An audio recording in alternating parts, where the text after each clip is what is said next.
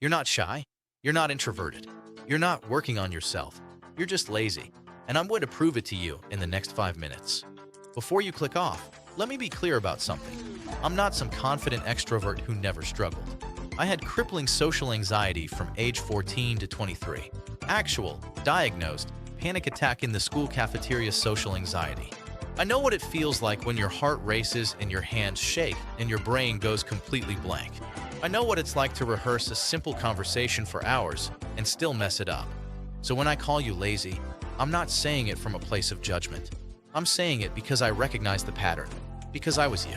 And the moment I admitted what I'm about to tell you is the moment everything changed. Here's the thing.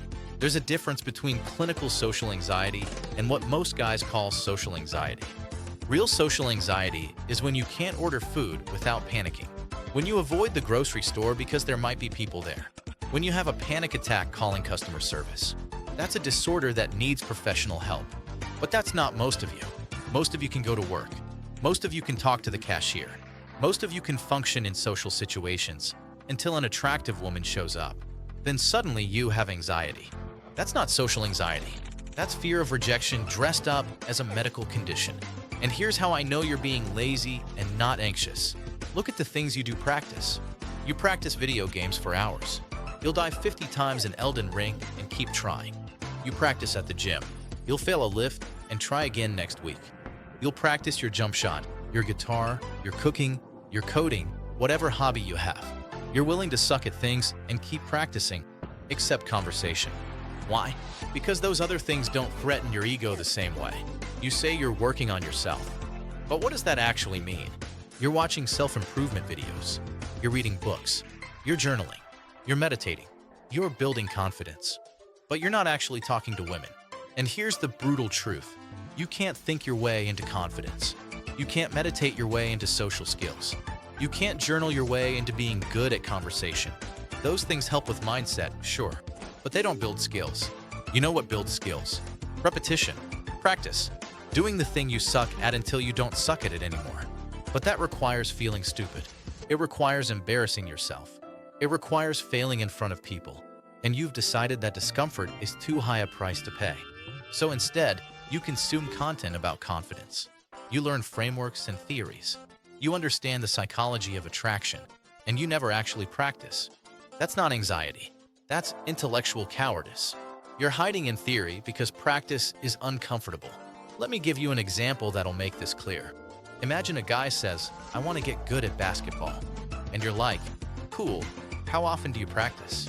And he says, "Oh, I don't practice, but I watch NBA games every night. I study the fundamentals. I read about shooting form. I understand the theory of pick and rolls." You'd look at him like he's insane, right? You can't get good at basketball by watching basketball. But that's exactly what you're doing with conversation. You watch dating advice videos. You read about building attraction. You understand frame control and maintaining masculine energy. But you never actually talk to women. And then you wonder why you're not getting better. Here's the other thing. When you practice basketball and you suck, you don't say, "I have basketball anxiety." You say, "I'm bad at basketball and I need to practice more." But with conversation, you've medicalized your lack of skill. You've turned "I'm bad at this" into "I have a disorder." And once you do that, you've given yourself permission to never improve. Because disorders are permanent. Skills gaps are temporary. You've made your weakness into your identity instead of something you can fix. So here's what needs to happen.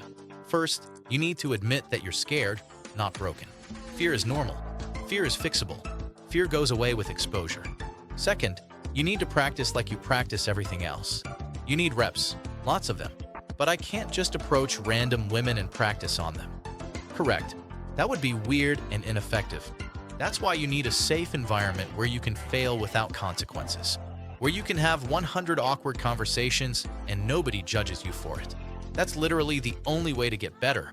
Controlled repetition in a low-stakes environment. Pilots use flight simulators before they fly real planes. Surgeons practice on cadavers. Athletes scrimmage before real games. You need conversation practice before real conversations. And look, I built a tool for this because I needed it myself. AI women you can practice with. Different personalities, real-time voice conversation, no judgment. It's in the link below. First 3 conversations are free. No credit card, no commitment. But here's the thing. Even if you don't use my tool, you need to use something. You need to practice somehow. Because if you don't, here's what happens. You stay exactly where you are. You keep watching videos. You keep working on yourself. You keep telling yourself you'll do it when you're ready. And 5 years from now, you're 33 instead of 28, and you still can't talk to women. And the excuses sound even sadder coming from a 33-year-old. So you have two options. Option 1. Keep calling it social anxiety or introversion or working on myself. Keep hiding behind labels. Keep consuming content about confidence without building confidence. Stay comfortable. Stay stuck. Option 2. Admit you're scared. Admit you lack skills. Admit you need practice. Then actually practice. Feel stupid for a while.